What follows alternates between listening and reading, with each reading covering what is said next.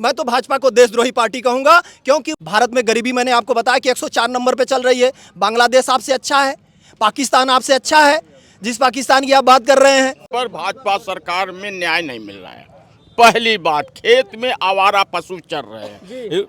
हमारा नवयुवा वर्ग बेरोजगार है, जो वैकेंसी निकल भी रही है वो सब जो है कि मूर्ख बना करके पेपर जो है कि आउट करो, वैकेंसी रोको, ताकि हमको भर्ती न करना पड़े। ये भाजपा जो है प्राइवेट लिमिटेड कंपनी है, सरकारी नौकरियों को ख़त्म करके प्राइवेट नौकरी देना चाहती है।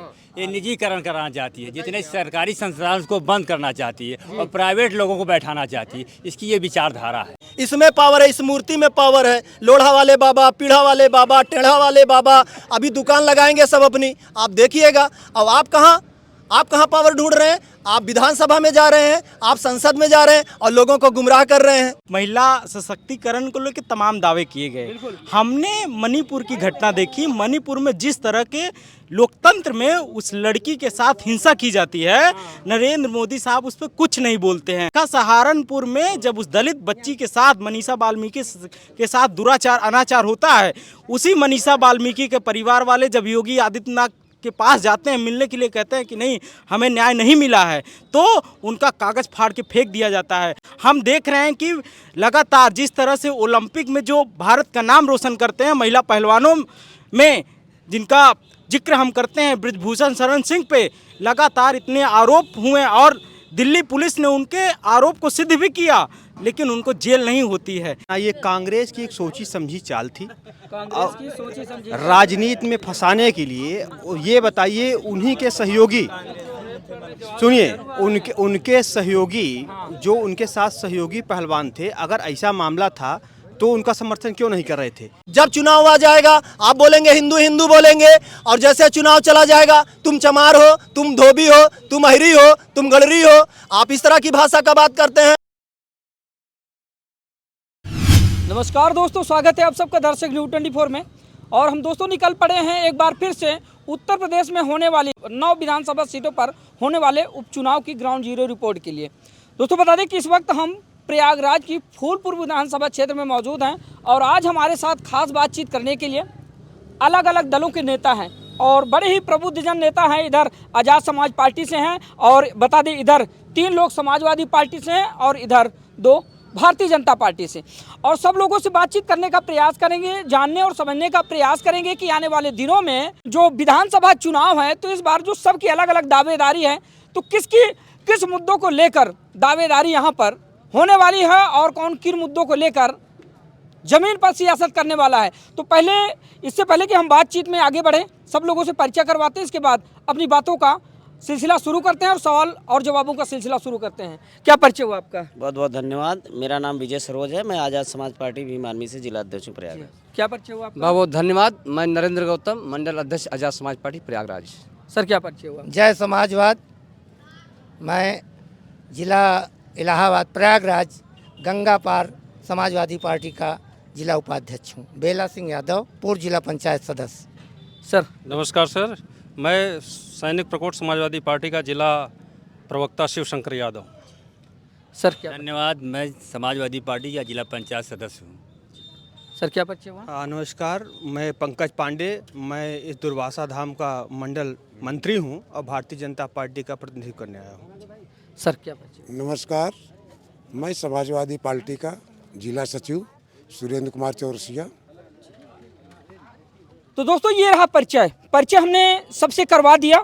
अब बारी बारी से हमारा सवाल होगा और हमारे सवालों के दौरान अगर समाजवादी पार्टी के जो प्रबुद्धजन नेता हैं वो कटाक्ष कर सकते हैं, वो अपनी बात रख सकते हैं, वहीं पर भारतीय जनता पार्टी के जो समर्थक हैं वो अपनी बात को रख सकते हैं। और अपनी कड़ी की शुरुआत हम इधर से करते हैं और एक एक करके बारी बारी से हम बातचीत करेंगे और जानेंगे कि फूलपुर विधानसभा क्षेत्र का माहौल क्या है और इस बार कौन सा वह प्रत्याशी है जो फूलपुर की धरती से विजयी होने वाला है। ये बताइए किन मुद्दों को लेकर आज़ाद समाज पार्टी पहली बार अपना प्रत्याशी उतारने जा रही है, तो क्या क्या मुद्दे होने वाले हैं या फिर क्या विचारधारा है, किन मुद्दों को लेकर जो है आप फूलपुर विधानसभा क्षेत्र में अपने प्रत्याशी को आपने उतारा है? जी, बहुत बहुत धन्यवाद आपके दर्शक न्यूज़ 24 के सभी दर्शकों को। तो हमारा मुद्दा जैसे कि समाज में हमारी आज़ाद समाज पार्टी कांसीराम और भीम आर्मी और हमारे नेता माननीय राष्ट्रीय अध्यक्ष भाई चंद्रशेखर आज़ाद जी समाज में समानता की लड़ाई लड़ रहे हैं और जो लोगों के साथ अन्याय अत्याचार और जाति भेदभाव होता है उसके खिलाफ हम लोग लड़ाई लड़ रहे हैं। हम लोग चाहते हैं कि किसी भी प्रकार से किसी के साथ किसी भी प्रकार कोई जाति पाति के नाम पर ये भेदभाव ना हो और सबको समानता का अधिकार मिले और सबको शिक्षा, सुरक्षा, चिकित्सा सभी को समान मिले। चलिए ठीक है। आप क्या प्रतिक्रिया रखेंगे जिस तरह से आज़ाद समाज पार्टी ने अपने प्रत्याशी को उतारा है मैदान में और अभी आपके सहयोगी का कहना ये है कि हमें समाज में समानता का और बराबरी का अधिकार मिले। अभी क्या महसूस कर रहे हैं आप? क्या आपको समानता का अधिकार या बराबरी का अधिकार अभी तक आपको मिला नहीं? बहुत बहुत धन्यवाद, बहुत अच्छा आपने क्वेश्चन किया। आज़ादी के 78-76 साल बाद भी आज जो संविधान में जो हमें अधिकार मिले हैं वो अधिकार तो मिले ही नहीं, ऊपर से हम लोगों को अधिकार को छीना भी जा रहा है। तो हमारी आज़ाद समाज पार्टी जो है 15 मार्च 2020 को माननीय मसीहा कांसीराम के साथ नाम बनी है, उसके राष्ट्रीय अध्यक्ष हम सबके नगीना सांसद एडवोकेट चंद्रशेखर आज़ाद जी का कहना है कि हमारी आज़ाद समाज पार्टी उन मुद्दों को, उन लोगों को लेकर लड़ेगी जिनको गैर बराबरी समझ करके अपमानित किया जाता है, अपमान किया जाता है और उनको समानता का अधिकार नहीं दिया जाता है। चाहे शिक्षा, चिकित्सा, सुरक्षा हो, सभी मुद्दे हमारे लिए हैं। जब तक हमारी लड़ाई तब तक जारी रहेगी जब तक ये समान शिक्षा सबके ऊपर लागू नहीं होती है। सबके लिए शिक्षा बराबर होनी चाहिए, सुरक्षा। जी सर, क्या मुद्दे होने वाले हैं इस बार? हमारे पास तो मुद्दे ही मुद्दे हैं जी। जैसे कि समाजवादी पार्टी जब सरकार बनी थी, माननीय राष्ट्रीय अध्यक्ष जी ने विद्या कन्या धन, लैपटॉप, 108, 102 उसी का नाम बदल करके अपना काम चला रहे हैं लोग। जब लोग कहीं गिर जाते थे या घायल रहते थे या कोई हमारी बहू बेटी पीड़ा से पीड़ित रहती थी तो उस समय कोई साधन नहीं रहता था, तो हमारे नेताजी ने कहा कि एक फ़ोन करिए, आपके दरवाजे पर गाड़ी खड़ी रहेगी। बताइए, जनता से पूछिए कि गाड़ी खड़ी रहती है कि नहीं रहती है। इधर दिखाइए। हमारे इनकी बातों पर कितना अमल किए, मतलब कितने लोग सहमत हैं? हाथ उठा के बताएं, हाथ उठा के बताएं। ये देखिए आप, ये कोई नई बात नहीं है, जात पात नहीं पूछा नेताजी ने। और एक कलम से जब कहा कि गाड़ी आएगी तो 100 पे फ़ोन करो तुरंत गाड़ी पहुंचेगी, 102 पे फ़ोन करो तुरंत गाड़ी पहुंचेगी। और उन्होंने लैपटॉप देने के लिए कहा तो तुरंत गाड़ी पहुंची। करनी और कथनी में कोई अंतर नहीं है। हम किसी पे कटाक्ष नहीं करना चाहते।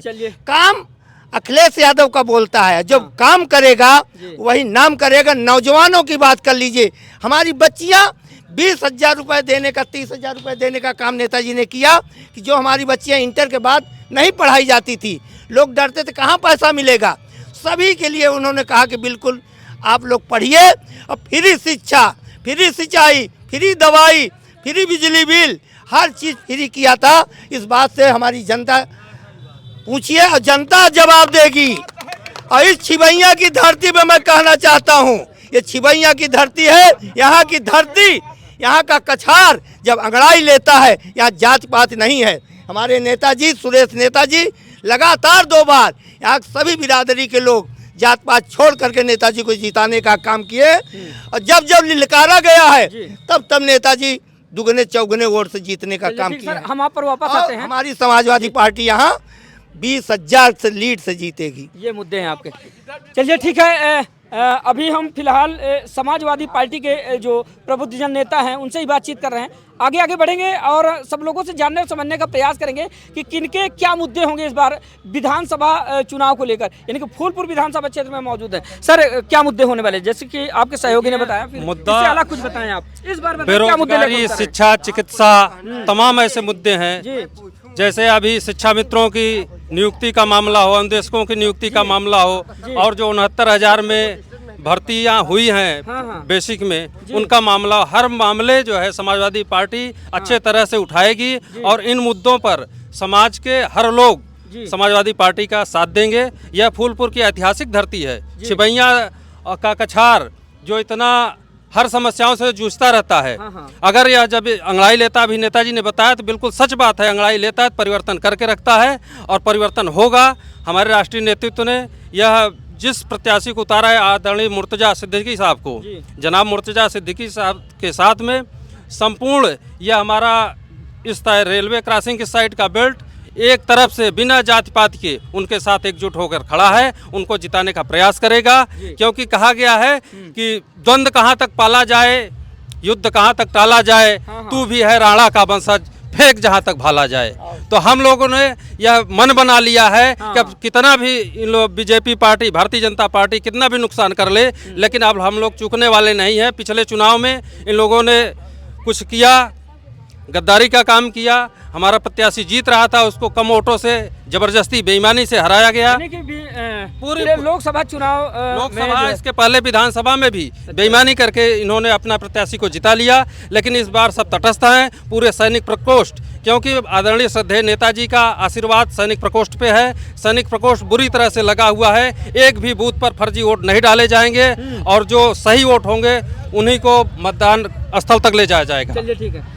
जैसा कि अभी आपके सहयोगी ने बताया कि जो है मुस्तफा सिद्दीकी को जहां से प्रत्याशी समाजवादी पार्टी ने बनाया है, उनके प्रत्याशी बनते ही आपकी ही पार्टी के बहुत सारे कार्यकर्ताओं ने विरोध जताया कि प्रत्याशी जो है समाजवादी पार्टी ने गलत चुना है, हम उनके समर्थन में नहीं हैं। ऐसी कोई बात नहीं। समाजवादी पार्टी का प्रत्याशी बहुत मजबूत प्रत्याशी है। इस समय सभी वर्ग, पूरा समाजवाद, जितने जातियां हैं, सब समाजवादी पार्टी की तरफ देख रही हैं। समाजवादी का प्रत्याशी मजबूत प्रत्याशी है। ये कछारी बेल्ट में समाजवाद की हरदम लहर चली है, प्रेजेंट टाइम में भी लहर चल रही है। इसमें यहाँ कोई जातिवाद नहीं, समाजवाद का काम होता है, न कोई पार्टीवाद है। यहाँ समाजवाद का गढ़ माना जाता है, यहाँ समाजवादी पार्टी आगे रहती है। दोस्तों बता दें कि इस क्षेत्र से दो पंचवर्षीय से लगातार जिला पंचायत सदस्य हैं और इन्होंने अपनी बात को रखी। अब हम आगे बढ़ेंगे अपनी बातों के सिलसिले में। हमारे साथ अब भारतीय जनता पार्टी के जो है वक्ता हैं, इनसे समझने का प्रयास करते हैं कि दरअसल ये क्या ओपिनियन रखते हैं। जैसा कि अभी आपने सुना ही होगा, समाजवादी पार्टी के कार्यकर्ताओं का कहना है कि भारतीय जनता पार्टी ने 2 बार छलावा किया है इसी क्षेत्र में। देखिए, ऐसा नहीं है, विपक्ष का काम है मुद्दों को उठाना और लोगों तक अपनी बात को पहुंचाना, लेकिन वास्तविकता यह है कि जमीन स्तर पे आप देखेंगे तो भारतीय जनता पार्टी का उद्देश्य रहा है सबका साथ, सबका विकास और सबका विश्वास। और इसी के दृष्टिकोण आप देखेंगे चारों तरफ पूरे शहर में हमारी भारतीय जनता पार्टी की सरकार पूरी प्रयत्नरत है कि 100% विकास हो। और ना हमारे यहाँ जातिवाद है, ना भेदवाद है, ना वंशवाद है। भारतीय जनता पार्टी से विकास, सुशासन के लिए अपना पूरा प्रयास कर रही है। और ज़मीन स्तर पे आप गरीब के पास जाएंगे, किसी नौजवान के पास जाएंगे तो वो आपको स्वयं बताएंगे कि भारतीय जनता पार्टी द्वारा जो विकास किया जा रहा है गांव में गरीब तक पहुंच रहा है कि नहीं पहुंच रहा है। अभी आपने सुना, उधर हमने आज़ाद समाज पार्टी के जो वक्ता हैं उनसे हमने बातचीत की, समाजवादी पार्टी के जो वक्ता हैं उनसे हमने बातचीत की। उनकी बातों को अगर आपने सुना होगा, जब मैंने पूछा कि किन मुद्दों को लेकर इस बार आप अपने प्रत्याशी को मैदान में लाए हैं और जिताकर भेजने वाले हैं, उनका कहना यह है कि सबसे पहले तो बेरोजगारी, महंगाई, ठीक है, और आए दिन हत्या, रेप, बलात्कार, मतलब एक प्रकार से कहिए तो लॉ एंड ऑर्डर को लेकर, इस पर आप क्या कहेंगे? लॉ एंड ऑर्डर की जहाँ तक आप बात करते हैं, जब से योगी जी की सरकार आई है, आप पूरे आंकड़े उठा के देख लीजिए, अपने प्रदेश में ही नहीं बल्कि पूरे देश में इस समय योगी जी की सरकार नंबर 1 पे है। अपने कानून और व्यवस्था के लिए सरकार कहीं पे किसी के साथ कोई भेदभाव नहीं, जिसको जो भी कहीं पे तत्परता के साथ पुलिस प्रशासन और सरकार की नीयत 0 टॉलरेंस की रही है। तो सरकार के द्वारा ऐसा कहीं भी भेदभाव का कोई मुद्दा नहीं है। हाँ, चुटपुट घटनाएं होती रहती हैं, लेकिन इसके लिए सरकार को आप दोषी नहीं दे सकते, ये समाज की जिम्मेदारी है। हमारी ये भारतीय जनता पार्टी की जो नीति है 0 टॉलरेंस की है। पूरे देश में देख लीजिए, योगी जी की सरकार, इस मुद्दे पे आप कुछ नहीं कह सकते। आप अपने प्रत्याशी को किन मुद्दों के साथ रण में उतारना चाहते हैं? फूलपुर विधानसभा के रण में उतारना चाहते हैं? यहाँ पर जहाँ जहाँ भी हम कवरेज करने गए होंगे, एक सबसे बड़ा मुद्दा रहा किसानों का अन्ना पशु। हाँ, ये मुद्दा है, कछारी क्षेत्र में ये मुद्दा है, ये सत्यता है, इससे मैं इनकार नहीं कर सकता, क्योंकि इसी कछार का मैं भी बेटा हूँ कि थोड़ा बहुत आवारा पशुओं की समस्या है। लेकिन जो आवारा पशुओं की समस्या है वो कहीं से हम ही लोगों का है, किसानों का ही है, कहीं से कोई प्रोडक्ट आया बाहर से नहीं आया है। लेकिन उसके लिए भी दर दर कई स्थानों पे आप देख रहे होंगे गौशालाओं की व्यवस्था की जा रही है और आगे आने वाले समय में इसको पूर्ण रूप से सरकार प्रयासरत है कि सही किया जाएगा और लगभग 90% सही भी हो चुका है, ऐसा नहीं है। लेकिन इसके लिए नहीं कहा जा सकता कि इसके लिए सिर्फ सरकार जिम्मेदार है, इसके लिए हम और आप भी जिम्मेदार हैं, समाज के प्रबुद्ध लोग भी जिम्मेदार हैं जी। चलिए ठीक है, अगर बातचीत के दौरान अगर आपको ऐसा लगता है कि हमें बीच में जो है अपनी बात रखनी चाहिए या फिर इनकी बात में कितनी सत्यता है या फिर आप कटाच करना चाहते हैं तो आप बीच में रोक सकते हैं। मैं बता देता हूँ कि अभी जो 69,000 शिक्षक भर्ती का घोटाला हुआ, सुप्रीम कोर्ट ने भी आर्डर दिया है, तो उसमें कौन सा लॉ एंड ऑर्डर या कौन सा नियम कानून आड़े आया कि जो आरक्षण ओबीसी वर्ग का आरक्षण को इन लोगों ने छीन लिया, उसको क्लियरेंस नहीं कर रहे हैं। अभी जो मेड चिकित्सा साइड में देख लीजिए कितने संविदाकर्मी थे, उनकी नौकरियों उनको बैठा दिया गया। तो इसमें आप खुद भी देख रहे हो, पत्रकारिता के माध्यम से, न्यूज़ चैनलों के माध्यम से बराबर दिखाया जा रहा है। तो हम ये चाहते हैं कि अब ये सरकार तो समाजवादी पार्टी के कार्यकर्ताओं ने, क्योंकि समाजवादी पार्टी जो है संघर्ष की कोख से जन्मी पार्टी है, तो अब ये संघर्ष करना अब सीख लिए हैं, अच्छे ढंग से संघर्ष कर रहे हैं और इनकी दाल अब गलने वाली नहीं है। क्या जवाब देंगे आप? देखिए ऐसा है, 69,000 भर्ती का जो मामला है वो माननीय उच्च न्यायालय में विचाराधीन है, तो उस पर हम टिप्पणी नहीं करेंगे। बशर्ते ये है कि जो मुद्दे नहीं हैं, जो उसको आप अपने ढंग से जो क्रिएशन हो रहा है कि ये यहाँ पे ऐसा हो गया, वहाँ पे ऐसा हो गया, तो उसके लिए आप सरकार के पास जाइए, आप सरकार के पास सही तथ्य को प्रस्तुत करिए, तो सरकार आपकी सुनवाई करेंगी। सिर्फ कहने से नहीं होगा। क्या कैसे तथ्य चाहिए, कैसे तथ्य चाहिए? आपने इको गार्डन देखा, आपने प्रयागराज देखा, कहाँ नहीं देखा कि हजारों और लाखों की संख्या में जिस तरह से अभ्यर्थियों ने धरना प्रदर्शन दिया, ऐसी कोई वैकेंसी नहीं गई जिसमें पेपर ना लीक हुआ हो। बड़े से बड़े जो मतलब कि जो बड़ी से बड़ी भर्तियाँ थी उनके पेपर लीक हुए, जिसके बाद छात्रों को जो है उग्र प्रदर्शन करना पड़ा। उसके बावजूद आज भी कुछ ऐसी भर्तियाँ हैं जो पेंडिंग में पड़ी। अच्छा ये बताइए, अभी वर्तमान सरकार ने जो निर्णय लिया है, इसके पहले भी कुछ उत्तर प्रदेश में जो पेपर लीक हुए हैं, उसके बाद उत्तर प्रदेश पुलिस की भर्ती हुई, पूरे प्रदेश से कहीं भी एक मामला आया? आप हमको बताइए।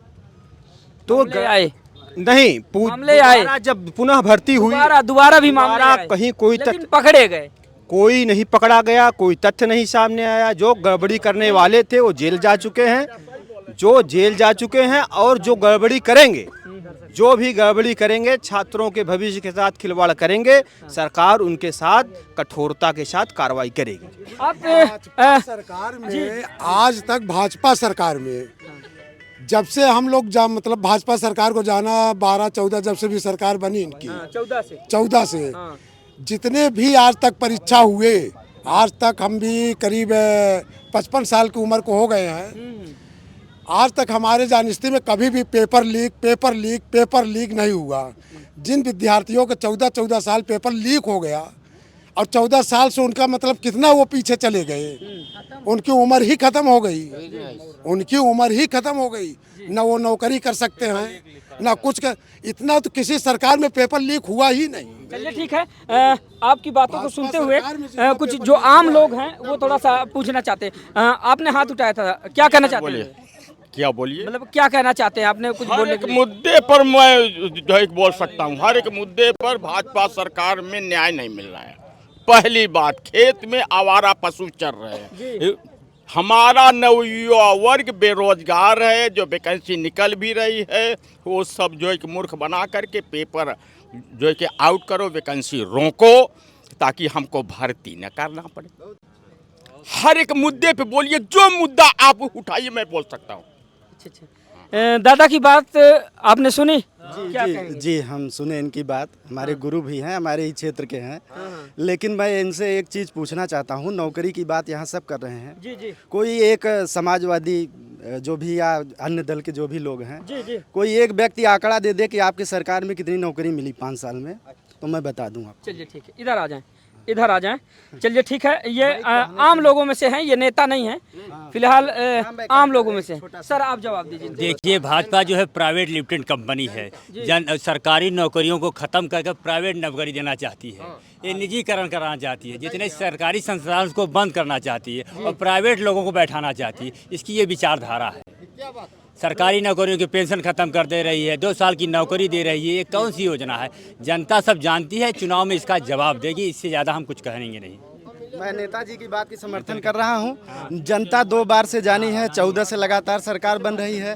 पूरे प्रदेश की जनता और देश की जनता खूब अच्छे से जान गई है, उसको बताने की जरूरत नहीं है। 40-45 ये होता रहता है, ये चुनाव है। लेकिन सरकार हमारी बार बार बन रही है, विकास हो रहा है, रोजगार मिल रहा है, इसमें कोई दो राय नहीं। आपकी सरकार बार बार बन रही है तो उसमें सवाल भी खड़े हो रहे हैं। देखिए सुन लीजिए सवाल, अब उस सवाल को देखिए, 1 मिनट, ये देखिए सवाल इन दोनों लोगों से ये सवाल है, भाजपा के समर्थक हैं, हम ये सवाल पूछना चाह रहे हैं कि हम देख रहे हैं कि जब आरओ के पेपर लीक होते हैं, यूपीपी का पेपर लीक होता है, इन्हीं की सरकार में छात्रों पर लगातार बर्बरता से लाठीचार्ज होता है। तब और ये इनके शासनकाल में एसपी डीएसपी ये कहते हैं कि नहीं हम तो पेपर लीक ही नहीं हुआ है, लेकिन बाद में जब छात्र आंदोलन करते हैं तो इनकी सरकार ये मानती है कि नहीं पेपर लीक होता है तो पेपर रद्द करना पड़ता है। दूसरा मैं आंकड़ा बता दूं, 36 लाख वैकेंसियाँ वेकेंट हैं जिसको भरा नहीं गया। 1,16,000 पद रेलवे में खाली हो गया। आप लोग देख रहे हैं कि जिस तरह से 2014 में भारतीय जनता पार्टी की सरकार आती है और ये लोग कहते हैं कि 2 करोड़ रोजगार का मुद्दा होगा, महंगाई का मुद्दा होगा, और नरेंद्र मोदी दावा करते हैं कि नहीं जो गैस सिलेंडर 500 का मिलेगा हम उसको और डाउन करेंगे। लेकिन हमने देखा महंगाई पे भी हमारा सवाल है इनसे कि हम देख रहे हैं कि 1200 का सिलेंडर हो जा रहा है। लगातार जिस तरह का बर्बर दमन हम देख रहे हैं छात्रों पे किया जा रहा है। इलाहाबाद विश्वविद्यालय में 400% फीस बढ़ोतरी कर दी गई, जहाँ पे 500 रुपये पीएचडी का फीस देते थे छात्र। पीएचडी का मैं बता रहा हूँ, जहाँ पे 900 रुपये बीए के लिए करते थे, वहाँ पे 4,000 रुपये अब देना पड़ता है। तो ये लोग इनके पास जवाब नहीं है देने को। इनसे सवाल मैं इनके अब देखिए, मैंने इनके सारे प्रश्नों को सुन लिया और अब मैं जवाब दूंगा, अब बीच में न बोलेंगे। मैं इनको बताना चाहता हूं, जिस रेलवे की बात कर रहे हैं वो केंद्र सरकार की बात है, यहाँ पे राज्य सरकार का चुनाव, यहाँ पे राज्य सरकार की बात है, पहली चीज़। दूसरी चीज़ ये कह रहे हैं कि पेपर लीक के मामलों में कई मामले आए, लेकिन आप देखे होंगे कि 24 घंटे के अंदर पकड़े गए हैं और उनके ऊपर कार्रवाई की गई है। क्या आपके सरकार में जो पेपर लीक होता था क्या पकड़े जाते थे? पहली चीज़। दूसरी चीज़, आप पूछे हैं कि सिलेंडर के बारे में, जो सिलेंडर आप कह रहे हैं कि 500 और 800 की बात है, यही जिस स्थान पे आप खड़े हैं, यही मैं और यहाँ जितने लोग हैं, अब समर्थक हैं नहीं बोलेंगे, लेकिन एक जनता के नाते यहाँ घंटों लाइन लगाने पड़ते थे एक सिलेंडर के लिए, जो कि 800-900 रुपये का 2014 में यहीं से मिलता था। उसकी बात नहीं करेंगे, विकास की बात नहीं करेंगे। आप इसी रोड पे हैं, आप 1 मिनट रुक जाइए। आप इसी क्षेत्र की मैं बात करूंगा, चूँकि ये उपचुनाव है, क्षेत्र की जनता सब जानती है। आप जानते हैं जिस रोड पे आप चल रहे हैं, जिस रोड पे चल रहे हैं, 2017 के पहले इसकी क्या स्थिति थी ये बताने की ज़रूरत नहीं है, पहली चीज़। दूसरी चीज़, आप लाइट की देख लीजिए, बिजली व्यवस्था इतनी बढ़िया थी इनकी कि आप जान लीजिए 1 हफ्ते दिन 1 हफ्ते रात चलती थी 2017 के पहले, 12 के पहले, जो भी इनकी सरकार जब भी थी। और उसके बाद अब सूर्यास्त से लेके सूर्योदय तक की बिजली कटौती नहीं हो रही है। पूरे ग्रामीण क्षेत्र में 18 घंटे बिजली पा रहे हैं। क्या ये सब कहने की बात नहीं? उसके बाद आप रोजगार की बात कर रहे हैं, और ऊपर से अगर सरकार आपको प्रोत्साहन दे रही है, चाहे मुद्रा धन हो, चाहे कोई और भी योजना हो, जो भी योजनाएं आपको मिल रही हैं, क्या वो रोजगार नहीं है? ये बता दें, या तो न ले। उसके बाद यहाँ पे जितने लोग खड़े हैं, किसान सम्मान निधि पा रहे हैं, जितने आवास आपको इस सरकार में मिल गए हैं पूरे प्रदेश में अभी तक आपको कहीं किसी सरकार ने नहीं दिया है। मैं यही नहीं, अन्य किसी प्रदेश में किसी सरकार ने। अब इधर थोड़ा सा आपकी जो बातें हैं वो हम आज़ाद समाज पार्टी के कुछ वक्ताओं से बातचीत करेंगे, वो क्या कहते हैं। आपने इनकी बातों को सुना, उनकी क्या बातों को छोड़िए, वो दरअसल आंकड़े जिस तरह से बता रहे हैं वो उनको पता नहीं है। 2014 में जब नरेंद्र मोदी जी की सरकार बनी, ठीक है, तो उन्होंने कहा था 2 करोड़ नौकरी दूंगा। कई लाख फैक्ट्रियां बंद हो गई, कई लाख फैक्ट्रियां बंद हो गई, इनको नहीं पता है। और बेरोजगारी बिल्कुल चरम पे है, महिला हिंसा बढ़ गई है, महिलाओं के ऊपर लगातार हमले हो रहे हैं, बेरोजगारी एकदम, आप कह लीजिए कि जो माँ बाप अपने गरीब बच्चों को यानी पढ़ने के लिए शहरों में भेजता था, आप समझिए कि उसकी कमर टूट गई। कई हजार कोचिंग शहर इलाहाबाद में चलती थी, कोचिंगें सब बंद हो गई क्योंकि वैकेंसी नहीं निकल रही, और वैकेंसी निकलती भी है तो वो पेपर लीक हो जाते हैं। साहब आप कैसी सरकार चला रहे हैं, पूरी तरह से जंगल राज है। इन्होंने अडानी अंबानी से लेकर के तमाम पूंजीपतियों का 25 लाख करोड़ बंद कर दिया। आपके पास फैक्ट हो तो बताइए, आपने पूंजीपतियों का बंद कर दिया। दूसरी तरफ किसान वही चिल्ला रहा था कि आप जो है हमको एमएसपी दीजिए, एमएसपी की गारंटी दीजिए, लेकिन किसानों के साथ क्या हुआ है आपने देखा कि पाकिस्तान के साथ भी आप, चीन के साथ भी आप उस तरह का दुर्व्यवहार नहीं करते हैं जिस तरह से आप अपने देश के अन्नदाता के साथ दुर्व्यवहार कर रहे थे। आपने किले लगा दिया, आपने सेना लगा दिया, आपने जो है उनके हाथों में हथियार दे दिया। वो आप कहते हैं अन्नदाता हैं और आप दोगलापन दिखाते हैं। ये 2 तरह की बातें कर रहे हैं आप। तो ये बिल्कुल तरह से यहाँ पे जंगल राज चल रहा है, और ये बिल्कुल जो आर्थिक गैर बराबरी है। अर्जुन सेन गुप्ता कमेटी की रिपोर्ट थी कांग्रेस के समय में, अर्जुन सेन गुप्ता कमेटी की रिपोर्ट थी कि यहाँ पर हर आदमी 20 रुपए में जी रहा है, लगभग 78 करोड़ लोग। आप बताइए कि गरीबी लगातार बढ़ी है, आप पूछिए लोगों से, गरीबी बढ़ी है, भूखमरी बढ़ी है, महिला हिंसा लगातार बढ़ी है, छात्रों पर हमले हुए हैं, लाठीचार्ज हो रहा है। तो आप डेमोक्रेसी के नाम पर आप देश को बांट रहे हैं, आप गुमराह करते हैं, आपके पास कोई मुद्दा नहीं है। जब चुनाव आ जाएगा आप बोलेंगे हिंदू हिंदू बोलेंगे, और जैसे चुनाव चला जाएगा तुम चमार हो, तुम धोबी हो, तुम अहिरी हो, तुम गड़री हो, आप इस तरह की भाषा का बात करते हैं। तो आपके पास तो कोई मुद्दा नहीं है। आप दरअसल यहाँ पर टोटल पूरी तरह से जंगल राज चला रहे हैं, और आप ईवीएम के जरिए जो भी चुनाव जीतते हैं वो सब ईवीएम है, और टोटल ये धोखाधड़ी है इस देश के साथ और भारतीय लोकतंत्र के साथ। जो बाबा साहब का संविधान था, बाबा साहब के संविधान में जो राइट्स दिए गए थे वो छीन लिए गए। आरक्षण का मुद्दा है, आरक्षण तब मिलता है जब जो है सरकारी नौकरियां रहेंगी, सरकारी संस्थान बचे रहेंगे। इन्होंने बड़ी चालाकी से सरकारी संस्थानों का प्राइवेटाइजेशन कर दिया ताकि लोगों को जो है आरक्षण ही खत्म हो जाए। तो आपने बैकडोर से आरक्षण को खत्म करने का प्रयास किया ये पूरी तरह से।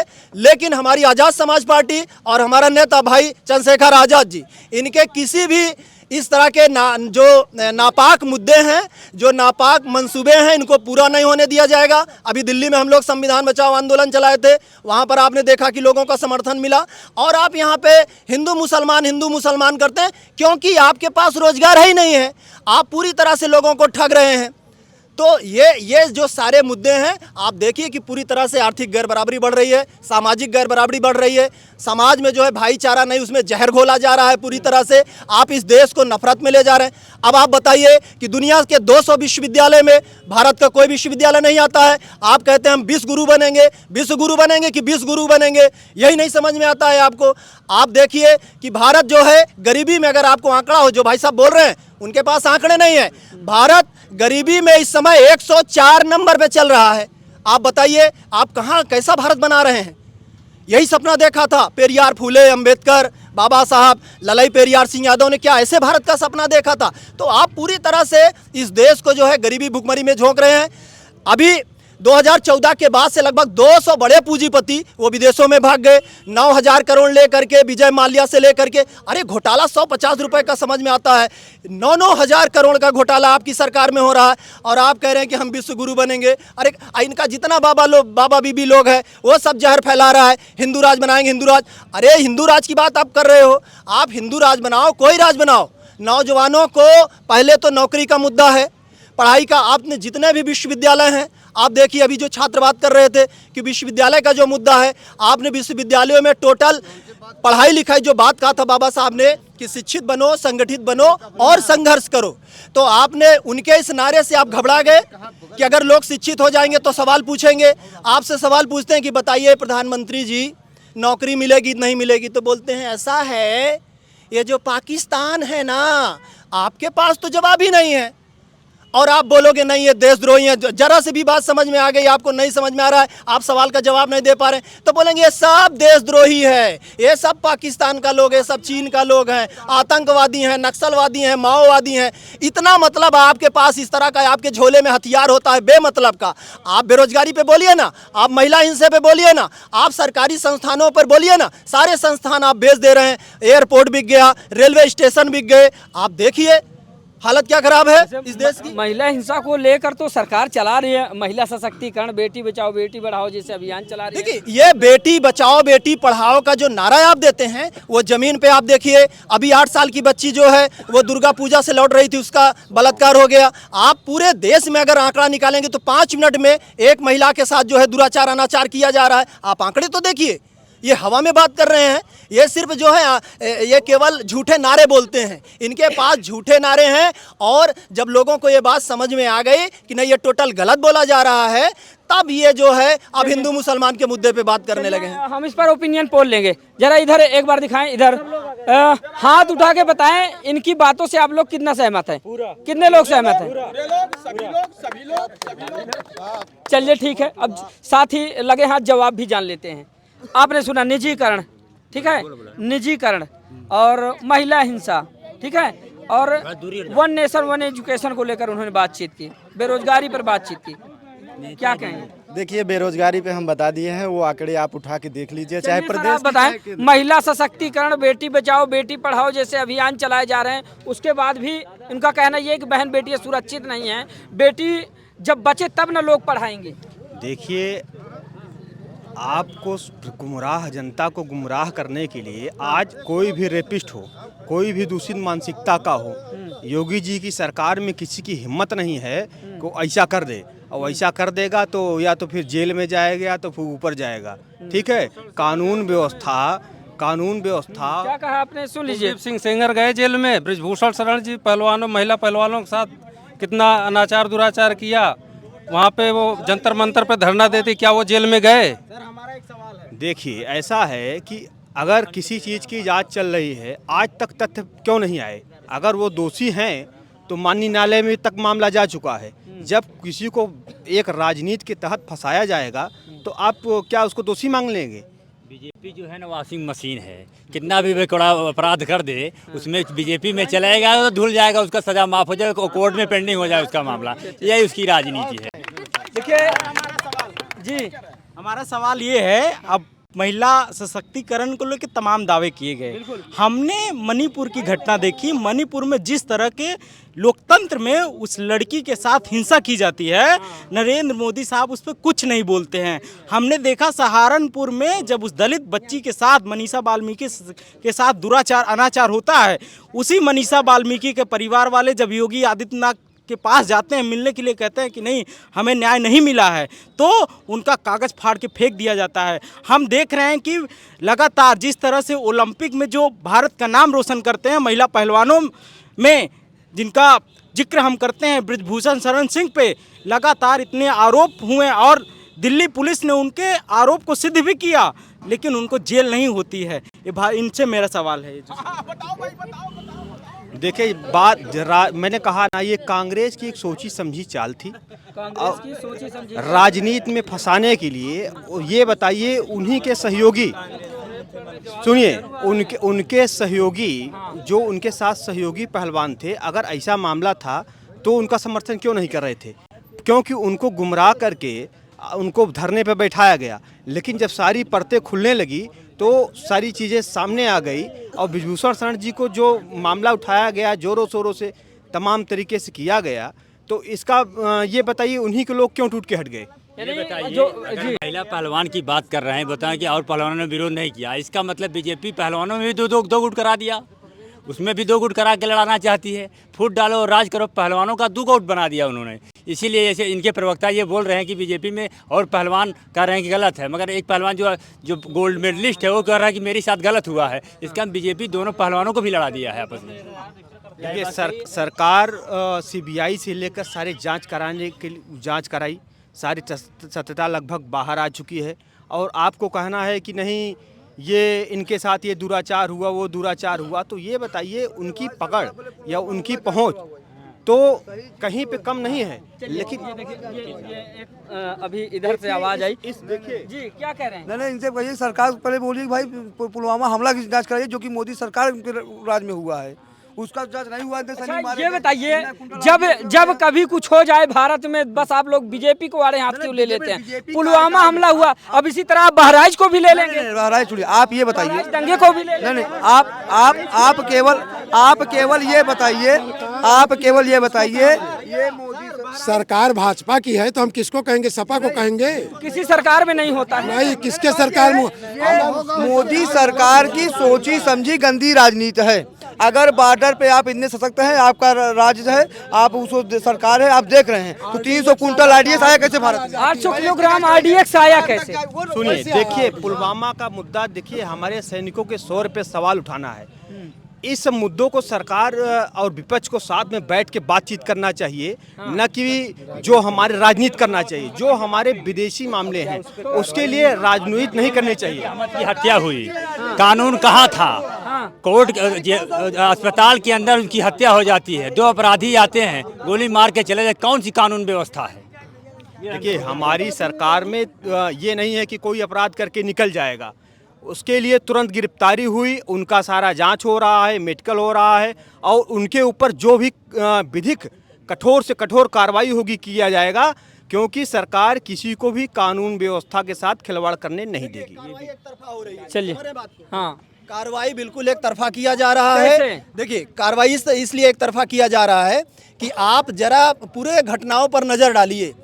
हेमंत सोरेन को उठा के बंद कर दिया गया, मुख्यमंत्री को, कई जो है दिल्ली के मुख्यमंत्री को उठा करके बंद कर दिया गया। वहीं पे जब बृजभूषण शरण सिंह के ऊपर सवाल उठाया जाता है तो भारतीय संविधान और भारत का कानून क्या कहता है कि पहले प्राथमिकी दर्ज कराइए और उनको पद से नैतिक रूप से इस्तीफा दे देना चाहिए था और उनकी अरेस्टिंग होनी चाहिए थी। जो महिला खिलाड़ी हमारे देश की शान है, हम जिनको लेकर के जिंदाबाद लगाते हैं, जब वो किसी के ऊपर आरोप लगा रहे हैं तो आपको तो पहले नैतिक कर्तव्य आपका बनता है। इस देश के प्रधानमंत्री जो अपने मन की बात करते थे वो महिला पहलवानों के मुद्दे पे कतई नहीं बोले। तो आप देखिए कि पूरा आदिवासियों का जो जंगल है, आपने देखा कि कोरोना के समय में जो ऑक्सीजन से आदमी जिंदा रहता है, उस ऑक्सीजन की कमी के चलते मर रहा था। आपने अडानी अंबानी को जंगल दे दिया खाली कराने के लिए। लगातार आदिवासियों के ऊपर हिंसा चल रही है, गोली चल रही है, ईडी आपके हाथ में है, सीबीआई आपके हाथ में है, सारी सरकारी संस्थाएं आपके हाथ में है। आप एक तरफा कार्रवाई करते हैं, मामूली से आदमी को पकड़ करके आप गोली मार देते हैं, उसका घर गिरा देते हैं। किसी ने कहा है ना कि उम्र गुजर जाती है एक घर बनाने में और तुम्हें शर्म नहीं आती है बुलडोजर चलाने में। तो आप समझिए कि एक आदमी, एक गरीब मजदूर जो है अपने पेट को काट करके सरिया, सीमेंट और जो है ईंट खरीदता है और किसी तरह से वो एक कमरा और एक घर बनाता है। और आप क्या कर रहे हैं? मान लीजिए कि अगर कोई अपराध किया है तो नियमता क्या होना चाहिए कि उसके ऊपर आप कानून सम्मत कार्रवाई करिए, लेकिन आप क्या करते हैं? उसके परिवार बच्चों ने क्या बिगाड़ा है? आप पूरा घर बुलडोजर से गिरा देंगे। आपने अभी देखा कि जो डीजे का पूरा तमाशा लेकर के निकल रहे थे धार्मिक उन्माद में, बहराइच में वो जो सैकड़ों परिवारों का घर जला दिया गया। जो वहाँ पे जो रेहड़ी पटरी पे जो काम करने वाले लोग थे, जो किसी तरह से व्यवसाय करके अपना जीवन चला रहे थे। भारत में गरीबी, मैंने आपको बताया कि 104 नंबर पे चल रही है। बांग्लादेश आपसे अच्छा है, पाकिस्तान आपसे अच्छा है, जिस पाकिस्तान की आप बात कर रहे हैं। तो अगर आप आंकड़ों पे बात करें, आप बेतुकी बात कर रहे हैं। आप सरकार की तरफ से बोलने आए हैं तो कम से कम आपके पास आंकड़े होने चाहिए। आप उन आंकड़ों पे बात करिए ना। तो एक तरफा कार्रवाई हो रही है, नेताओं पे हमले हो रहे हैं, जो लोग बोल रहे हैं उनको देशद्रोही कहा जा रहा है। तो ये टोटल एक तरफा कार्रवाई है, पूरी तरह से जंगल राज है। और उत्तर प्रदेश में तो एक जाति के पूरी तरह से वर्चस्व हो चुका है और वो अपनी जाति को बचाने के लिए, एक जाति, कौन सी जाति? एक जाति का देखिए मतलब मैं ये कह रहा हूँ, सब जान रहे हैं किस जाति की मैं बात कर रहा हूँ। माननीय योगी आदित्यनाथ जी की अपनी जाति का, अगर वो अपनी जाति के लोगों को, तो खुली बात है। बहुत सारे लोगों ने कहा कि जो है उत्तर प्रदेश के मुख्यमंत्री ठाकुर हैं, तो ठाकुरवाद इस समय मतलब चल रहा है। तो क्या आप इस बात से सहमत है? क्या कोई देश का एक राज्य का मुख्यमंत्री ऐसा कर सकता है? इतनी बड़ी विचारधारा लेकर काम करेगा? राज्य का मुख्यमंत्री इसलिए कर सकता है कि योगी आदित्यनाथ जी कोई जमीन से चुने हुए नेता नहीं है। एक मठ में ये पूजा पाठ करते थे, लेकिन इनको लग गया कि यहाँ तो माल पानी पावर नहीं है, तो ये अपना मठ छोड़ करके चले गए। इनको पता था कि विधानसभा में पावर है, लोकसभा में पावर है, देश की संसद में पावर है, और लोगों को ये प्रवचन दे दे करके बताएंगे कि नहीं नहीं इसमें पावर है, इस मूर्ति में पावर है। लोढ़ा वाले बाबा, पीढ़ा वाले बाबा, टेढ़ा वाले बाबा अभी दुकान लगाएंगे सब अपनी, आप देखिएगा। अब आप कहाँ पावर ढूंढ रहे हैं? आप विधानसभा में जा रहे हैं, आप संसद में जा रहे हैं और लोगों को गुमराह कर रहे हैं। तो आप देखिए ना कि आप दोगली बात करते हैं, आप दो तरह की बात करते हैं, लोगों को दूसरी तरफ ले जाएंगे और आप कहीं और जाएंगे पावर ढूंढने। तो ये जो लगातार जो है आर्थिक गैर बराबरी और सामाजिक गैर बराबरी बढ़ रही है, ये देश बिल्कुल पूरी तरह से कमज़ोर और खोखला होता जा रहा है। वो भाजपा की पॉलिसी बहुत गंदी पॉलिसी है। हमारी पार्टी आज़ाद समाज पार्टी अगर 2027 में अगर यहाँ पर उत्तर प्रदेश में सरकार बनाती है, एकदम बनाएगी सरकार। जनता की पूरी डिमांड है कि सरकार बनाएगी, क्योंकि चंद्रशेखर भाई लगातार अल्पसंख्यकों पर हमले हो रहे हैं, आप देख रहे हैं। अगर कोई आवाज़ उठा रहा है अल्पसंख्यक तो वो चंद्रशेखर भाई आवाज़ उठा रहे हैं, कोई नहीं बोल रहा है। समाजवादी पार्टी के मुखिया अखिलेश यादव जी भी तो आवाज उठा रहे हैं। देखिए अखिलेश यादव जी सरकार में नहीं है, और निश्चित रूप से जो हमारी यहाँ पर पार्टियां हैं, बहुजनों की जो पार्टियां हैं, उन्होंने कोई ऐसी गलती जरूर किया है जिससे जनता ने नकार दिया, जनता ने नकारा उनको, और एक देशद्रोही पार्टी की सरकार यहाँ पर बन गई। मैं तो भाजपा को देशद्रोही पार्टी कहूँगा, क्योंकि वो देश के संसाधनों को पूरी तरह से बेच रहे हैं। जल जंगल जमीन के साथ वो सौदा कर रहे हैं, आदिवासियों पे हमले हो रहे हैं, महिलाओं पे हमले हो रहे हैं, समझ रहे हैं आप। तो इससे मैं पूरी तरह से सहमत नहीं हूँ। चलिए ठीक है, इस बार फूलपुर विधानसभा क्षेत्र में किन किन मुद्दों को लेकर लोग बाग उतरने वाले हैं या फिर अपने प्रत्याशी को यहाँ से जीताकर भेजने वाले हैं, उन सारी बातों पर आपने अमल किया होगा। फिलहाल आप लोगों की राय क्या है, कमेंट के जरिए बताइएगा। तो मिलते किसी दूसरी इसी तरह की शानदार ग्राउंड जीरो रिपोर्ट के साथ, तब तक के लिए नमस्कार।